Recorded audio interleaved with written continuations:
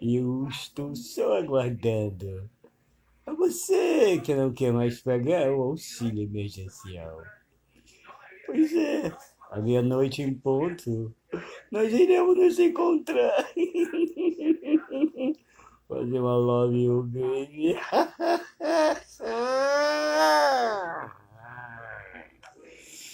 Quem mandou você tirar o auxílio emergencial?